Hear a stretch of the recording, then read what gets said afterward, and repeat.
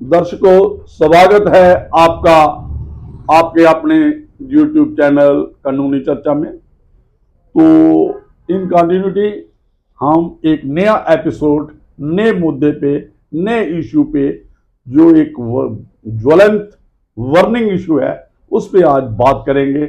और आज मेरे साथ मेहमान हैं जिनको तारुफ करने की जरूरत नहीं है, लेकिन एक जो हमारा प्रोटोकॉल है, जो ऐसा है, वो हम इनका तारुफ आपसे करवा देंगे। इंट्रोडक्शन करवाऊंगा मैं। ये हैं मिस प्रीति शर्मा, डायरेक्टर हैं। ये आईएएस इंस्टीट्यूट है, जो ऑफिसर्स इंस्टीट्यूट, जो आईएएस के लोगों को, केएस के जो एस्पायरेंट्स हैं, उनको ये गाइड करती हैं, काउंसलिंग करती हैं।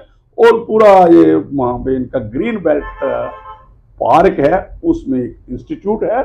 और ये अक्सर आपको ये कॉन्स्टिट्यूशनल डिस्कशन में मिल जाएंगी, और जो सोशल, इकोनॉमिक्स और पॉलिटिकल मुद्दों में ये काफ़ी आपको कहीं भी किसी भी फोरम पे ये मिल जाएंगी आपको डिस्कशन में, इंटरेक्शन में। तो मैंने आज जो मुद्दा इनसे, इन्होंने ही कहा कि भाई हम सिटीजन जो अमेंडमेंट एक्ट आया है 2019 का, तो वो बड़ा कंट्रोवर्शियल है और लोगों को कंफ्यूजन है, डाउट्स हैं, कन्फ्लिक्ट्स हैं।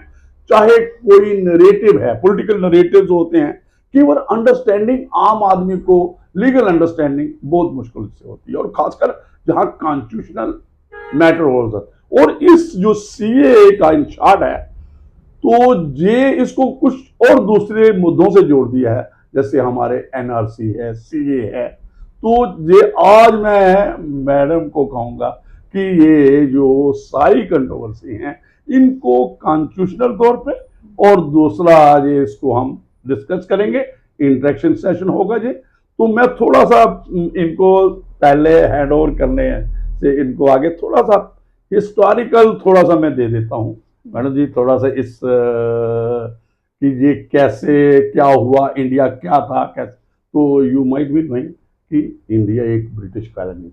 राइट। तो ब्रिटिश का जहाँ राइट था, और जहाँ पे टू नेशन थ्योरी के मुताबिक जहाँ पे डिवीजन हुई, लेकिन उन्होंने जो पाकिस्तान जो बना, वो इस्लामिक जो थियो आप कह सकते हो, उनकी जो पॉलिसी मैटर था, जहाँ उस वक्त रिलीजियस बेस पे इस्लामिक स्टेट बन गई। और हमने जो चुना, अपना संविधान चुना, जब पॉलिटी चुनी, वो हमने चुने जो डेमोक्रेटिक और सेकुलर, जो हमारा संविधान, जो आप ये सारे लोग जानते हैं। तो मेन मुद्दा जो माइग्रेशन उस वक्त हुई, ये जो इंटरनल, वो मेन माइग्रेशन हुई पंजाब से, जैसे, और बांग्लादेश। तो जो हमारी फैमिलीज, और पूरी कंप्लीट, ये मैडम पूरा नहीं हुआ था। जिन लोगों ने ये मुद्दे उठाए थे, आपको हिस्ट्री पता होगा, वो लोग वो वहीं पे रह गए। जिन लोगों ने चाहा था उस, और बड़ी उस वक्त कत्लेआम भी हुआ, दूसरा भी हुआ, कोई 10 लाख लोग इसमें इन्वॉल्व थे। तो कुछ मिनॉरिटी हमारी वहां पे रह गई, जो हम आज टच करेंगे, सिटीजन अमेंडमेंट एक्ट। और हमारे पास जो पहला एक्ट है, जो फॉर्मल है, और कॉन्स्टिट्यूशन ऑफ इंडिया की सेक्शन, जो आर्टिकल है, सॉरी आर्टिकल है 5 से लेके 11 तक, तो वो प्रोविजन प्रोवाइड करता है कि सिटीजनशिप इंडिया का कौन समझा जाएगा, जो पोस्ट इंडिपेंडेंस 50 तक है, आपको आइडिया। तो उसके आगे थोड़ा सा मैं जाऊंगा कि कुछ लोग हमारे रह गए। उस वक्त कहते हैं मैडम कि 23% हमारी जो मिनॉरिटी थी, चाहे वो क्रिश्चियन थे, सिख थे, हिंदू थे, जैन थे, बुद्धिस्ट थे, जो जी नॉन मुस्लिम जो है। लेकिन अभी जो डाटा है, यू विल फाइंड टू 1.5%, 2%, और सिंध के प्रोविंस में। तो एक मैं बड़ा इंटरेस्टिंग फैक्ट आपको हिस्टोरिकल बता दूंगा। तो उस वक्त जिन्ना साहब ने जो फर्स्ट जो वहां पे गवर्नर जनरल बने पाकिस्तान के, तो उस वक्त उन्होंने देखा, यार ये तो कंप्लीट हुआ है, हो चुका है जो जिन्होंने करना था। और उसमें देखा कि बहुत कत्लेआम हुआ है, बहुत सा नुकसान हुआ है। तो उन्होंने कहा कि मिनॉरिटी को हम प्रोटेक्शन देंगे। मिनॉरिटी को उनके हक देंगे। तो डेमोक्रेटिक सिस्टम था, इलेक्शन का वो था, लेकिन जो माइंडसेट था जो हुक्मरानों का वहां, जो वहां पे लीडरशिप आई जिन्ना साहब के बाद। और मैं एक बड़ा इंटरेस्टिंग बताऊंगा, पहला लॉ मिनिस्टर जो पाकिस्तान के थे वो जोगिंदर मंडल थे, वो बंगाल से थे। तो उनको उन्होंने पहला बनाया। वो चाहते थे कि कॉन्फिडेंस क्रिएट करूंगा, जिन्ना साहब चाहते थे कि अमंग मिनॉरिटी जो वहां पे रह गई है, जो नॉन मुस्लिम्स है, ताकि उनमें ये क्रिएट करके। तो लेकिन आपको इंटरेस्टिंग बताऊंगा, जब जो जिन्ना साहब का देहांत हो गया, डेथ हो गई, जो उसके बाद जो हमारे फर्स्ट प्राइम मिनिस्टर थे, तो उन्होंने कहा, उसने लियाकत साहब ने, तो ये जोगिंदर मंडल कह रहे थे, कहना शुरू किया कि जनाब हमारे जहाँ तक परसिक्यूशन हो रही है, पर प्रताड़ना हो रही है, लोगों को अट्रॉसिटी हो रही है हमारी मिनॉरिटी पे, तो ये कैसे सर्वाइव। तो उसने कहा देखो, जो प्रोटेक्ट करने वाला था, ये एक हिस्टोरिकल लोगों को फैक्ट है, उसने उस वक्त कहते हैं कहा था जी अपने फर्स्ट प्राइम मिनिस्टर ने उनको, जोगिंदर मंडल को, कि भाई देखो वो चले गए जिनका इंश्योरेंस थी, आगे क्या पता क्या होना है, ये जो हमारा इंडिया पाकिस्तान बना है ये एक इस्लामिक स्टेट है, चाहे डेमोक्रेसी इसमें पहली प्राइमरी हमारी जो कंसिडरेशन होगी वो इस्लामिक जो मतलब हमारी स्टेट है वही रहेगी। तो फिर कहते हैं कि जोगिंदर मंडल जी वहां से वापस आ गए और गुमनाम की जिंदगी उन्होंने इंडिया में काटी। ये सारा मैंने, तो मैडम आप अभी ये बताइए कि ये जो बिल है, बिल नहीं अभी एक्ट बन चुका है और रूल्स भी आ चुके हैं जो 2024 को। तो इस वक्त थोड़ा सा आप बताइए कि क्या है, कैसे लोगों को विश्वास दिलाया जाए, कॉन्फिडेंस दिलाया जाए कि भाई इस CAA से जो लोग हैं, यहाँ के लोग हैं, जो यहाँ की माइनॉरिटी का दो, तो उनको आप कैसे एश्योरेंस देते हैं, कॉन्फिडेंस देते हो, ताकि लोग वो इस बात को समझ सके। थोड़ा कॉन्स्टिट्यूशनल चार्ज भी दे देना, थोड़ा सा पॉलिटिकल लीगल जो भी आपके जो है बाकी हम। राइट सर, सबसे पहले तो I am very thankful sir कि आपने मेरे को एक बार फिर से ये प्लेटफॉर्म प्रोवाइड करवाया।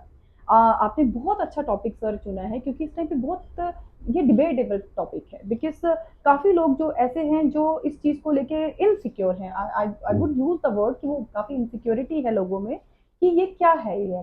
तो सबसे पहले तो अंडरस्टैंड ये करना चाहिए हमें कि 2019 में ये एक्ट आया था, लेकिन इसके जो रूल्स हैं उनको नोटिफाई जो है वो 2024 में किया गया है। तो इससे पहले थोड़ा बैकग्राउंड में हम समझेंगे कि ये सिटीजनशिप एक्ट बेसिकली है क्या। तो 1950 में जब इंडिया का कॉन्स्टिट्यूशन बनाया गया था, तो उस टाइम पे जो पार्ट सेकंड है हमारा वो सिटीजनशिप के लिए था, क्योंकि इंडिया का constitution is very systematic constitution. Part 1 deals with the union and its territory, and part 2 deals with the people who lives in the territory, that is citizens.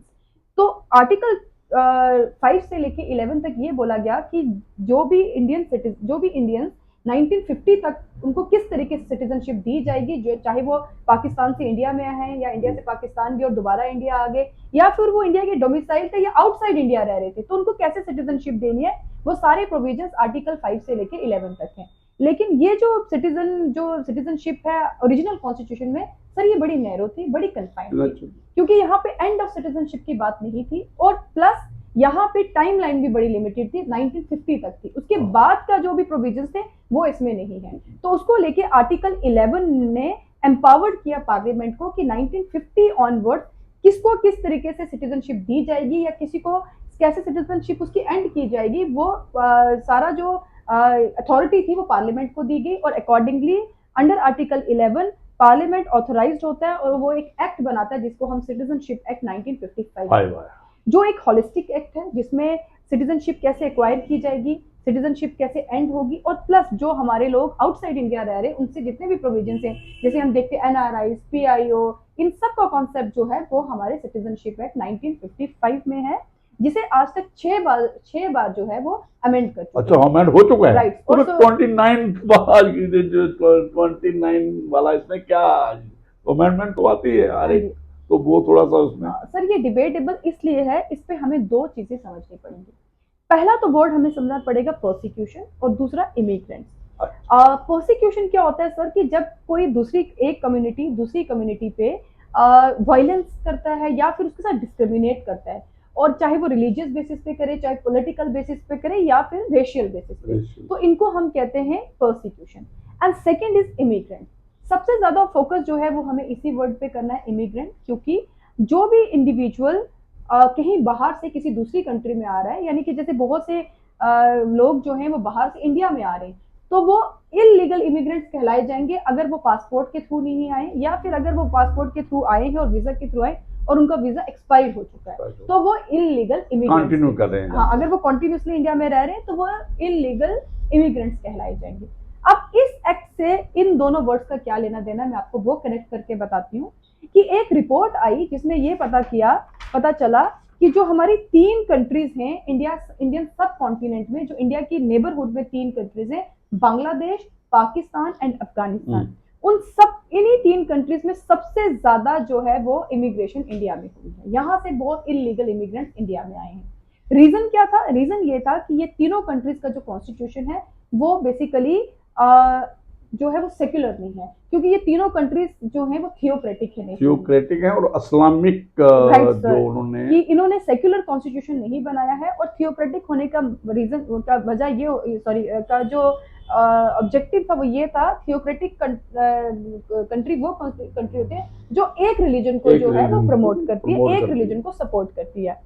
Irrespective India का जो constitution है वो secular है, जो कि कहता है equal status to all the religion irrespective of their numbers. इसीलिए वहां पे जब थियोक्रेटिक स्टेट्स में, यानी ये जो 3 कंट्रीज है ये थियोक्रेटिक है और इनका जो कॉन्स्टिट्यूशन है वो इस्लामिक है, इस वजह से जो वहां की माइनॉरिटीज है उनकी परसिक्यूशन हुई, इसीलिए that's why it is called as religious. थोड़ा सा ये बता दीजिए प्लीज कि ये जो रिपोर्ट्स हैं, जो डाटा आया हमारा, जो वहां से जो लोग आए हैं, उनकी क्या कहना है कि किस किस्म की हमारी प्रार्थना होती थी, जहाँ अटॉर्सिटीज होती थी, किस किस्म के वो जो आपने कहा sir, violence in terms of conversion, violence in terms of rape, violence in terms of other issues like कि कोई सपोर्ट नहीं है, कोई सोशो इकोनॉमिक रिसोर्सेज उनको यूटिलाइज नहीं है, तो वायलेंस किसी भी केस में हो सकती है।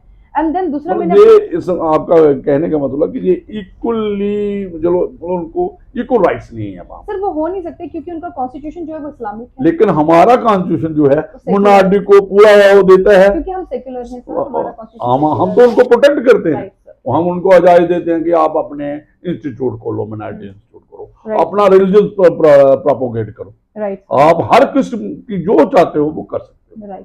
लेकिन जो आपके मतलब इसका मतलब ये हो गया कि वहां पे जो हमारी मिनारिटी हैं जिनका हमने जिक्र किया है, पारसीज भी हैं उसमें, क्रिश्चियन भी हैं, दूसरे हैं, उनको उनके मुताबिक रहना पड़ेगा, उनके मतलब ये समझो एक किस्म की डोमिनेंस उनकी। नहीं सर, एक्चुअली में आप बिल्कुल सही बोल रहे हैं, क्योंकि एक नेचर होता है किसी भी स्टेट का। इंडियन स्टेट जो है वो सेकुलर है and more of positive secularism है इन कंपैरिजन टू यूएसए, जहाँ पे सेकुलरिज्म है बट नेगेटिव सेकुलरिज्म है। सिमिलरली स्टेट का और रिलीजन का अपना एक नेचर होता है, और थियोक्रेटिक स्टेट्स वो स्टेट्स हैं जिनका एक रिलीजन होता है, वो उसी को प्रमोट करते हैं। आपका कहने का मतलब जो हमारा जो जहाँ सेकुलरिज्म का कंसेप्ट है, जो ऑब्जेक्ट हमारा अचीव करना चाहते हैं, वो है कि हर एक रिलीजन, कोई भी रिलीजन है, वो हर एक को इक्वल राइट्स है उसको अपने प्रोपोगेट करने का, फले फूलने का। Right sir. जबकि जो आपने यूएस का वो उसका होगा कि स्टेट का कोई रिलीजन नहीं है, स्टेट इंटरफेयर नहीं करेगा रिलीजन में। लेकिन इंडिया का कॉन्टेक्स्ट ये है कि पॉजिटिव सेकुलरिज्म का मतलब है कि स्टेट इक्वली सबके साथ ट्रीट करेगा। हज यात्रा में हम भेजते हैं, हम जो दूसरी कैलाश में रहते हैं, मतलब ये जो सारा, तो दैट मींस कि ये हम इक्वल ट्रीटमेंट देंगे हर रिलीजन को, और मिनारिटी का एक्स्ट्रा ख्याल रखते हैं दूसरों से हट के।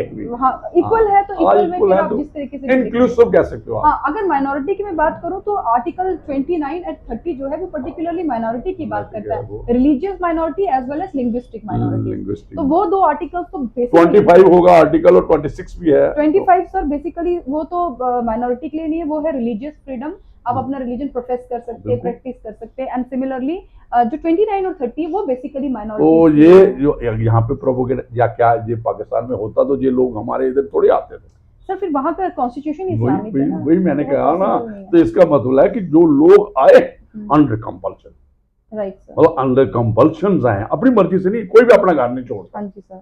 तो एक मैं मैडम और बात करते हैं, चलो ये लोगों ना मेन जो हमने देखा है सीएई के तरफ, एक तो आप देख लीजिए एक टाइम पे डोमिनेंस थी सिक्स की, कहाँ पे, अफगानिस्तान, सारा बिजनेस उनका कंट्रोल, तब जो बिग सिटी थी जैसे काबुल है, कंधार है, लेकिन आज वहाँ कोई सिख नहीं। गुरुद्वारे का जो वहाँ पे जो प्रीस्ट है वो भी दिल्ली से माइग्रेट करता है, तो इसलिए कहाँ रह सकता है, कैसे रह सकता है। तो जो यहाँ पे जो मिनॉरिटी क्रिश्चियन मिनॉरिटी है, वो कहते थे वो चलो हम लफ्ज किया हमने इनको इसलिए रखा है, कुछ लोग कहते थे उस वक्त जो फ्यूडल माइंड साइड के थे कि भाई ये साफ ऑफ करने के लिए हमने, जहाँ सफाई के लिए हमें लोग, तो बाकी जो मेरा जो मेन जो है कि हम इस पे जो कंफ्यूजन है, कन्फ्लिक्ट्स हैं, डाउट्स हैं, उनको क्लियर करें कि भाई ये जो एक्ट है ये किसी का राइट, किसी जो मुस्लिम है यहाँ पे जो मिनॉरिटी है, समझो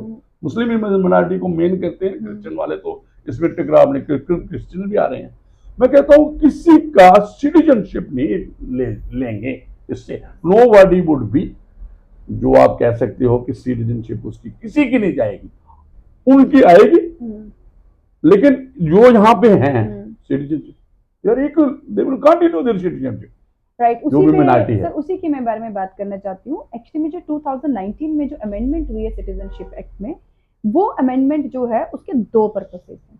पहला पर्पस ये है कि जो इलीगल इमिग्रेंट्स थे, यानी कि जो लोग इन 3 कंट्रीज से यानी पाकिस्तान, बांग्लादेश और अफगानिस्तान से इंडिया में इलीगली आ चुके हैं, इनको मैं थोड़ा सा और मैडम बता दूं, आप कह सकते हो हमारे पास है फॉरेन एक्ट और पासपोर्ट एक्ट, हाँ जी सर, ठीक है ना, जिसका जो आप, तो in violation of these two act, right, ये दो वायलेट किए हैं इन्होंने, तो ये इलीगल इमिग्रेंट्स हैं। तो इस एक्ट के अकॉर्डिंगली ये चेंज की गई है कि इनकी डेफिनेशन को चेंज किया गया। दैट मीन्स अब ये इलीगल इमिग्रेंट्स नहीं कहलाए जाएंगे, और ये होंगे कौन, ये 6 कम्युनिटीज होंगी जो पाकिस्तान, बांग्लादेश और अफगानिस्तान में माइनॉरिटी में हैं, जैसे कि हिंदूज, उसके बाद क्रिश्चियंस, उसके बाद बुद्धिस्ट, उसके बाद जैनीज हैं, पारसीस हैं, ये लोग जो हैं, और सिख्स, ये 6 कम्युनिटीज हैं जो इन 3 कंट्रीज में क्योंकि माइनॉरिटीज में थे, और क्योंकि ये 3 कंट्रीज जो हैं वो इस्लामिक हैं, इस वजह से इनकी रिलीजियस परसिक्यूशन। और एक मैं और ऐड कर दूं बात कि ये कोई ये नहीं है कि कोई भी कोई एक डेट फिक्स कर दी, सिर्फ फर्क क्या है हमें पे आने वाले सर मैं थोड़ा सा 31 दिसंबर 2014 राइट। तो जो आप थोड़ा बता दीजिए कि इसमें जो एप्लीकेबिलिटी आ गई 19 में 5 साल का पीरियड था, तो अदरवाइज कौन सा कितना पीरियड चाहिए जो ऑर्डिनरी कोई भी सिटीजनशिप ले सकता है। उसी पे मैं आने वाली हूँ सर कि पहला पर्पस इसका ये था कि ये जो डेफिनेशन है इलीगल माइग्रेंट्स की, इसको चेंज किया गया और अब इन्हें इलीगल माइग्रेंट्स नहीं कहा जाएगा। दूसरा सबसे इंपॉर्टेंट चीज जो है कि इन सिटीजन्स को, सॉरी इन कम्युनिटीज को, 6 कम्युनिटीज में इंडिया में सिटीजनशिप दी जाएगी on the basis of naturalisation. हमारे सिटीजनशिप एक्ट 1955 के अकॉर्डिंगली 5 तरीके से सिटीजनशिप दी जाती है। एक दी जाती है बाय बर्थ, एक बाय डिसेंट, एक बाय रजिस्ट्रेशन, 4th होता है बाय नेचुरलाइजेशन, और 5th होता है बाय इनकॉर्पोरेशन ऑफ टेरिटरी। तो इंडिया में इन लोगों को, जो बच्चे प्रिपरेशन कर रहे हैं कॉम्पिटिटिव एग्जाम्स के, उनके लिए बहुत इंपॉर्टेंट है ये कि इसके थ्रू, नेचुरलाइजेशन के थ्रू इनको सिटीजनशिप मिलेगी। लेकिन नेचुरलाइजेशन के जो क्लॉज थे वो थोड़े टिपिकल थे, इसीलिए इस अमेंडमेंट में उस क्लॉज को इजी किया गया है। दैट मीन्स कि पहले नेचुरलाइजेशन के थ्रू अगर आपको सिटीजनशिप लेनी होती थी तो आपको 14 साल में से 11 साल तक इंडिया में रहना पड़ता था, प्लस जब आप फॉर्म भरेंगे सिटीजनशिप के लिए तो आपको 12 महीने कंटिन्यूसली इंडिया में रहना था, तब आपको जाके नेशनलाइजेशन के थ्रू आप फॉर्म भर के सिटीजनशिप ले सकते हैं। इसका मतलब जी इतना ही हुआ मैडम कि पीरियड रिड्यूस किया गया है, रिड्यूस किया गया और बोला गया है कि 2019 में जैसे ये एक्ट आया है तो अब उस पीरियड को जो 11 साल का था उसको रिड्यूस करके 5 साल कर दिया। इसीलिए डेट 31 दिसंबर 2014 है। तो 14 से 19 अगर आप करेंगे तो 5 साल। तो ये मतलब ये नहीं है कि आप इसको कोई एक्सपेंड कर सकता है। देखो ये 9 अभी ये जो लोग आगे ही आ चुके हैं, एग्जैक्टली जो लोग ऑलरेडी, जो वो लोग हैं जो इन 3 कंट्रीज में माइनॉरिटी में और आगे ही इंडिया में रह रहे हैं। एक मैं और इसमें ऐड कर दूंगा जो सोशल टच और जो इकोनॉमिक पॉलिटिकल, तो जब सिटीजन बन जाएंगे तो they have a right to vote, otherwise ये सारा काम कर रहे हैं यहाँ पे। सर कोई रिसोर्सेज, हाँ लोगों का कहना है कि रिसोर्सेज डिस्टर्ब हो जाएंगे, इनसे कुछ नहीं हो। देखिए ये कंट्रीब्यूट भी कर रहे हैं, लेकिन सर लेबर कर रहे इसका हैं। एक हिस्टोरिकल पर्सपेक्टिव भी है, वो मैं आपके साथ ऐड करना चाहूंगी। वो ये है कि ये 3 कंट्रीज ही क्यों, बड़ी बार इस पे बहस होती है कि क्यों ये 3 कंट्रीज। सबसे पहली बात, ये 3 कंट्रीज इसलिए क्योंकि ये 3 कंट्रीज ही हैं जो इस्लामिक स्टेट है इंडिया के नेबरहुड में। बिल्कुल और दूसरा सर, ये जो 3 कंट्रीज थी वो इंडियन सब कॉन्टिनेंट का पार्ट थी और इंडिया का एक टाइम पे पार्ट थी। बिल्कुल। और क्योंकि जब इंडिया की पार्टीशन हुई थी तो हमारे लीडर्स ने, खासकर महात्मा गांधी ने ये बात कही थी कि ये लोग ऑर्फन्स की तरह ट्रीट नहीं किए जाएंगे, अगर ये इंडिया में आते हैं तो हम इनको इक्वल राइट्स देंगे। लेकिन इक्वल राइट्स देने के लिए जब ये आए इंडिया में तो इनको सिटीजनशिप नहीं, सबसे पहले इसको अंडरस्टैंड करना है 2019 एक्ट किसी को भी सिटीजनशिप नहीं दे रहा है, वो सिर्फ प्रोविजंस को इजी कर रहा है। अगर आप उन प्रोविजंस में फॉल करते हैं, आप मतलब वो लोग जो 3 इन कंट्रीज से इंडिया में आके रह रहे हैं 31 दिसंबर 2014 से, उनके लिए इजी किए गए नॉर्म्स कि अगर आप दिए गए इन प्रोविजंस में फॉल करते हैं तो आपको इंडिया की सिटीजनशिप मिलेगी बाय तो नेचुरलाइजेशन। मैं एक और बात इसमें प्रीति जी करूंगा कि देखिए ये जो हमारा ब्रिटिश इंडिया था, ये तो बांग्लादेश भी है और हमारा पाकिस्तान भी।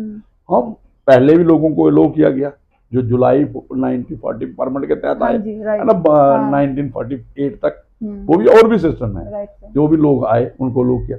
सिर्फ री एलोकेशन तो नहीं है, मतलब रिलोकेट होना है ना लोगों ने, समझो इंडिया का ही पार्ट था ना बांग्लादेश। हाँ ठीक है, अफगानिस्तान हमारे कंट्रोल में था, ब्रिटिश इंडिया पार्ट नहीं था। तो कुछ लोग हमारे जैसे, एक आदमी अपने घर को वापसी है ना, घर वापसी है ना, अगर इसको देखा जाए तो इसमें एक और में अभी आ जाते हैं जो घर वापसी है, मुझे नहीं लगता किसी को, और सिटीजनशिप किसी की जा नहीं रही है जो हमारी माइनॉरिटी है। तीसरा मैं और ऐड करूंगा, जो आपने कहा प्रोसिक्यूशन है और घर वापसी है, एक मैं वो भी ऐड कर दूंगा। और दूसरी ये है कि पीरियड जो है सिर्फ रिड्यूस हुआ है फाइन, और जो इनका फॉरेन और जो ये ओवर स्टे कह सकते पासपोर्ट और जहाँ आए कुछ लोग वो भी हैं, और जो सिटीजनशिप वो भी ले सकता है कोई और भी, क्योंकि कोई भी जो आपने नेचुरलाइजेशन की बात की, कोई भी सिटीजन है यहाँ रहे, और कुछ पॉलिटिकल असाइलम भी मिलते हैं।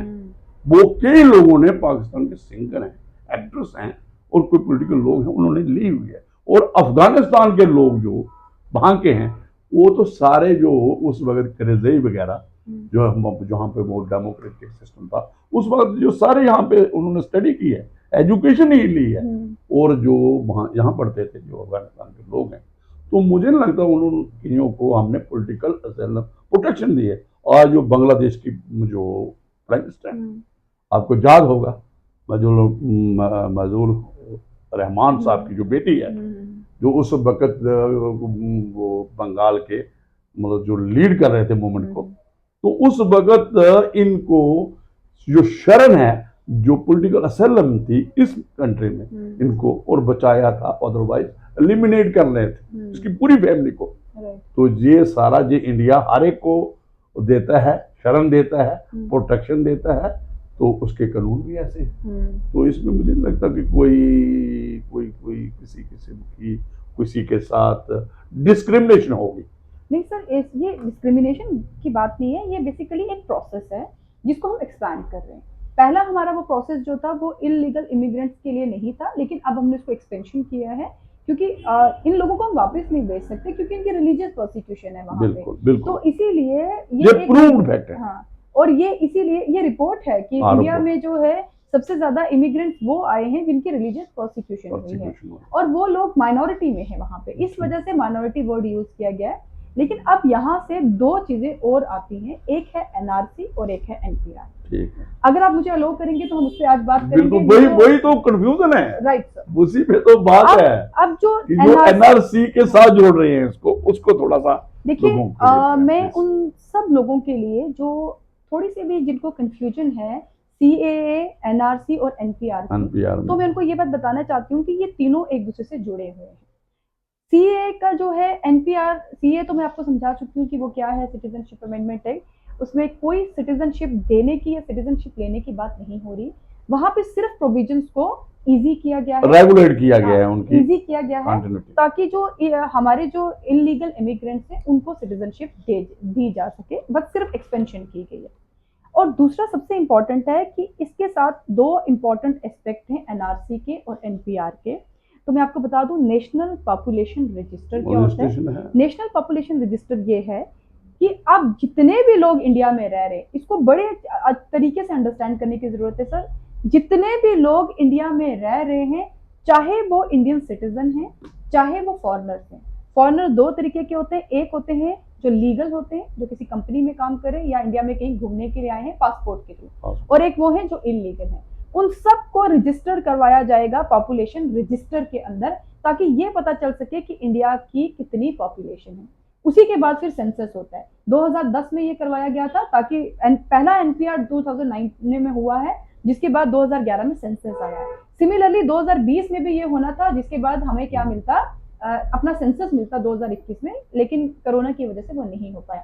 तो इसमें कोई डॉक्यूमेंट की जरूरत वो नहीं क्या लगता है 2026 कौन है जो हमारा नेक्स्ट सेंसस जो प्रपोज किया है, तब तक लाग लगी है, आगे 2026 के बाद कभी भी हो सकता है। 2021 में सेंसस आना था, लेकिन एनपीआर एक बहुत इंपॉर्टेंट चीज है ये जानने के लिए कि इंडिया की कितनी पॉपुलेशन है। ठीक है, इसमें कोई डॉक्यूमेंट, इसको किसी की कोई प्रॉब्लम नहीं, कोई डॉक्यूमेंट नहीं है। इसमें हर तरीके के लोगों को इसमें रजिस्टर करवाया तो जाएगा। What about NRC? एनआरसी क्या है सर कि ये है नेशनल रजिस्ट्रेशन ऑफ सिटीजन। कि इस यानी एनपीआर के बाद जब हमें अगर ये पता चलता है कि इंडिया की पॉपुलेशन 1.50 करोड़ है, ठीक है, तो उसमें से एनआरसी में ये पता चलेगा कि उसमें से कितने सिटीजन हैं। सिंपल, वहां डॉक्यूमेंट देने पड़ेगा उनको जो इंडिया के सिटीजन है। एनपीआर तो इसमें कोई है, किसी को अगर कोई डॉक्यूमेंट देना पड़े, समझो, तो किसी को कोई anybody can raise an objection कि भाई मैं डॉक्यूमेंट नहीं दूंगा, फिर गवर्नमेंट को कैसे पता चलेगा कि आप इंडिया के सिटीजन हैं? वही मैं बात कर रहा हूँ ना, जो पॉलिटिकल नैरेटिव सेट करते हैं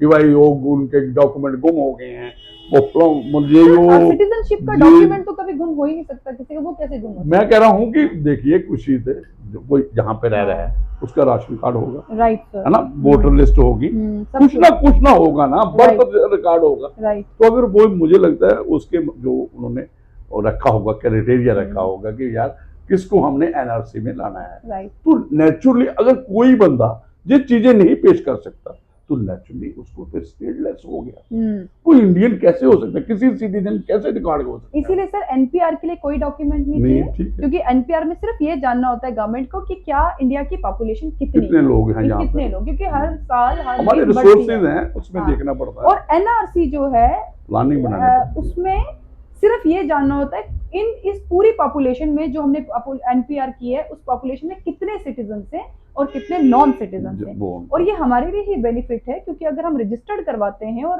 गवर्नमेंट को पता होता है सिटीजनशिप के सेंटर स्पॉन्सर स्कीम्स हैं, गवर्नमेंट स्कीम्स हैं, बहुत से हमारे रिसोर्सेज जो हैं उसकी वायलेशन नहीं हो, वो प्रॉपर वे में यूटिलाइज हो सकता है। अच्छा, एक और मैडम जो आप चर्चा है जो आपने दिया होगा, पहले 2019 में मूवमेंट हुई थी और अभी भी लोग बातें कर रहे हैं, वो क्या है कि आर्टिकल 14 की वायलेशन है जो कॉन्स्टिट्यूशन की।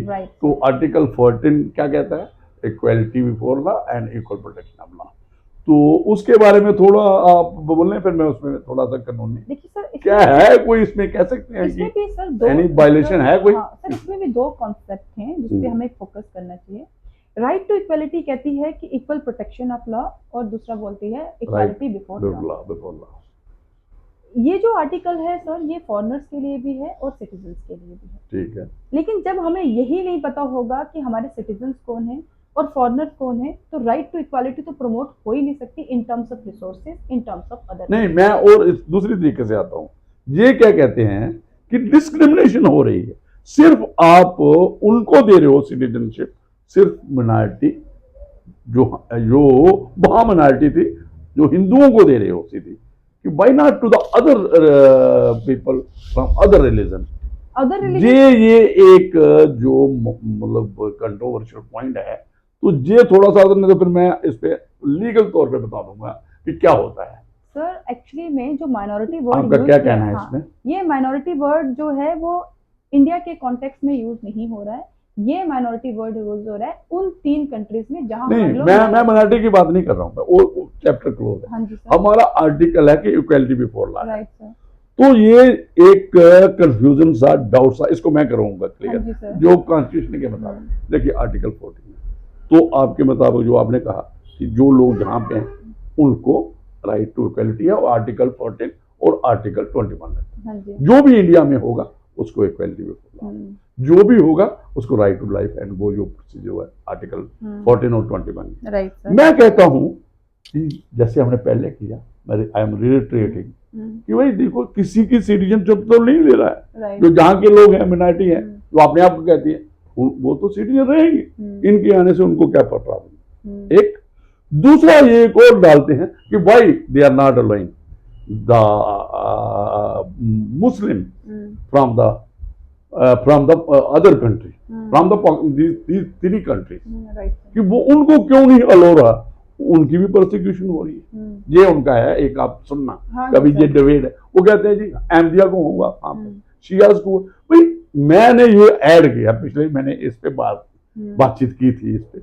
मैंने कहा यार आए तो सही कोई, एक ग्रुप में बात तो करे कोई, अगर अहमदास के हैं, शियाज के हैं, कोई आए तो सही। हाँ, जो हमारे पास ड्यू कोर्स में आता है, पर्टिकुलर मैन है जिसकी कोई प्रोसिक्यूशन वहां पे हुई, कोई पॉलिटिकल असलम चाहिए या किसी किस्म का, तो वो हमारे पास, जैसे आपने बताया, वो एक हमारे पास प्रोविजन है नेचुरलाइजेशन एक्वायर करने का, और पॉलिटिकल असलम भी देते हैं और कई लोगों को दिया हुआ है।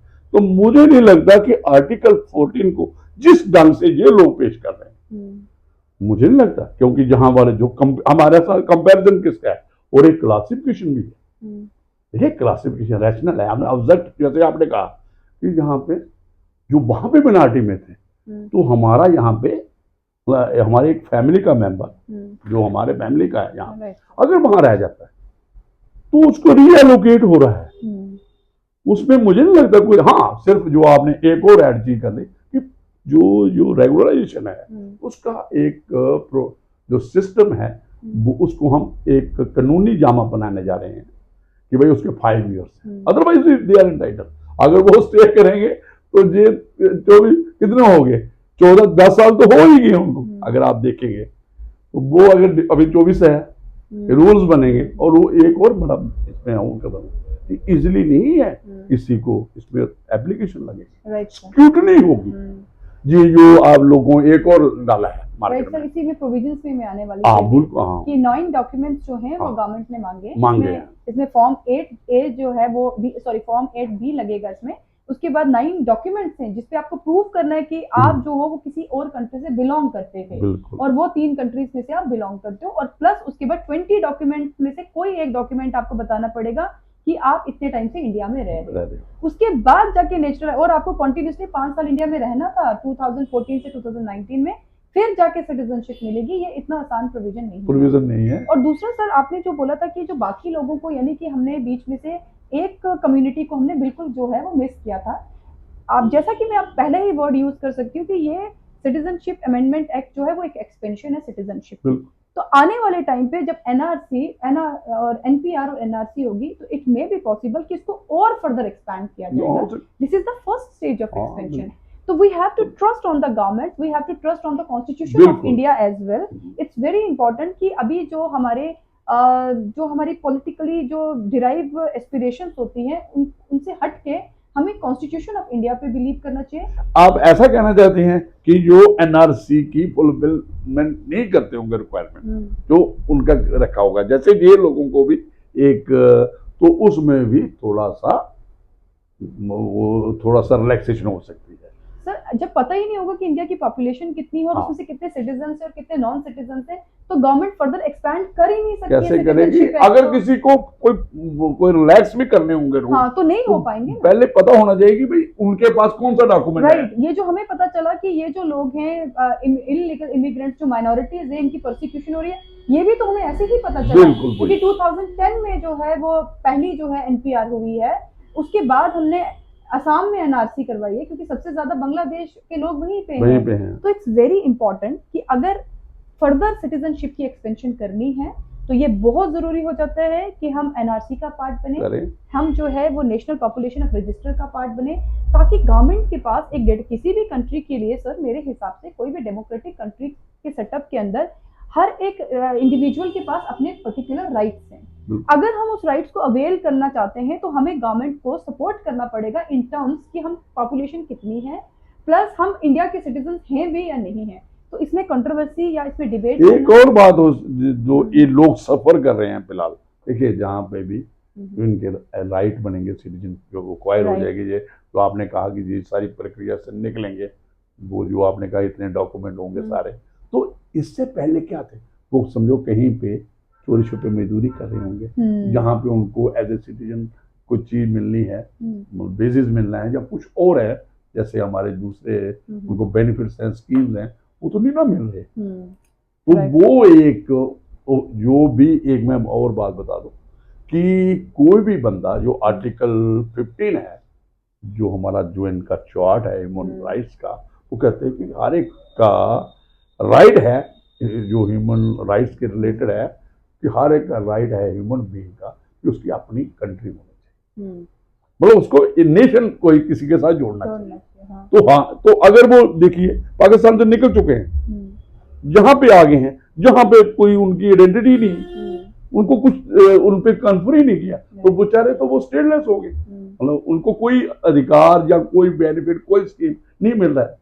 तो वो वाला जो यूएन चार्टर है, जो इसका तो ह्यूमन जो है, तो उनको क्यों ना, जो आर्टिकल मैंने रेफर किया उसके तहत कोई कंट्री तो चाहिए ना। हाँ, उनको अगर किसी कंट्री से डिप्राइव करना है सिटीजनशिप से, उसका भी प्रोसीजर है। इवन कॉन्स्टिट्यूशन में भी है सर, अगर आप आर्टिकल 567 आर्टिकल अगर आप देखेंगे तो यू गेट टू नो कि वो सिटीजनशिप से ही रिलेट करता है। ओरिजिनल कॉन्स्टिट्यूशन में वो उनके लिए है कि जो एक बारी इंडिया से पाकिस्तान चले गए थे, लेकिन फिर पाकिस्तान से वापस रीसेटलमेंट के लिए इंडिया परमिट के तहत आए थे, वापस रीसेटलमेंट के लिए आए थे, तो वो भी एक एक्सपेंशन ही है। बिल्कुल, तो दैट मींस कि ये ऑलरेडी हमारे ओरिजिनल कॉन्स्टिट्यूशन का पार्ट है, और जो ये जो अमेंडमेंट है it is also an expansion. लेकिन अगर हमें अंडरस्टैंड करना पड़ेगा कि इस पे कंट्रोवर्सी करके हम बेसिकली क्या, और एक सिटीजन किसी भी ह्यूमन बीइंग को हम ये नहीं रख सकते कि उसका कोई देश ही नहीं, अब क्योंकि इंडिया ने ऑलरेडी इनको रिकॉग्नाइज कर लिया है,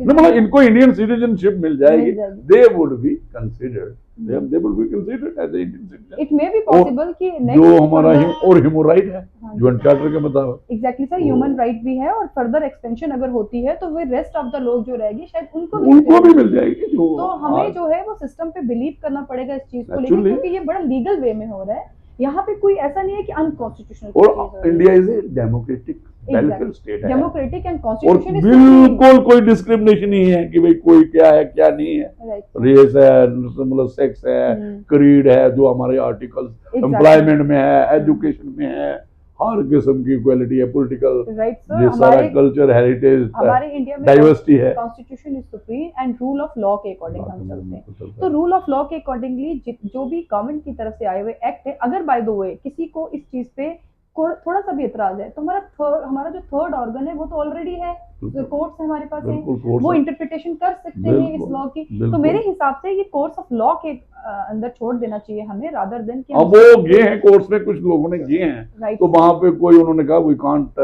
stay, but we will hear the this is also the fundamental right कि हम थर्ड ऑर्गन का यूज कर सकते हैं, दैट इज वेरी गुड।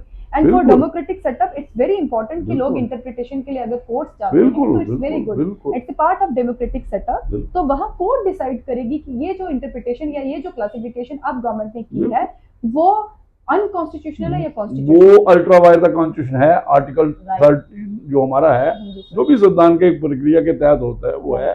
ये तो मुझे लगता है कि कोई हमारे पास तो पूरा फुल मैकेनिज्म है और democratic way, checks and balances, checks and balance हमारे कॉन्स्टिट्यूशन प्रोवाइड करती है, और इंडिया इज ए बैलेंस, और ये मदर ऑफ डेमोक्रेसी भी कहते हैं। तो किसी को किसी किस्म का डाउट, आप थोड़ा सा लोगों को इंश्योरेंस दो, पेन रीड करो, they should you know believe on the system, because we have 3 organs. Legislative ने अपना पार्ट कर लिया है, एग्जीक्यूटिव ने अपना पार्ट कर लिया, now it comes under the ambit of the court. अब अगर किसी को डाउट है तो वो ओपनली कोर्ट जा सकते हैं, उससे बात कर सकते हैं, वॉयलेशन करके या प्रोटेस्ट करके मुझे लगता है कि कोई चीज जो है वो कभी भी फुलफिल नहीं हो सकती है। देखिए प्रोटेस्ट भी है, डेमोक्रेटिक वे से करिए, कोई प्रॉब्लम नहीं है, क्योंकि अपने राइट कोई भी है, लेकिन जो भी कुछ भी चीजें जो हैं इनको अंडरस्टैंड करना चाहिए कि इनकी कॉन्स्टिट्यूशनल रिप्रकशंस क्या होंगी, इनका क्या है क्या नहीं है।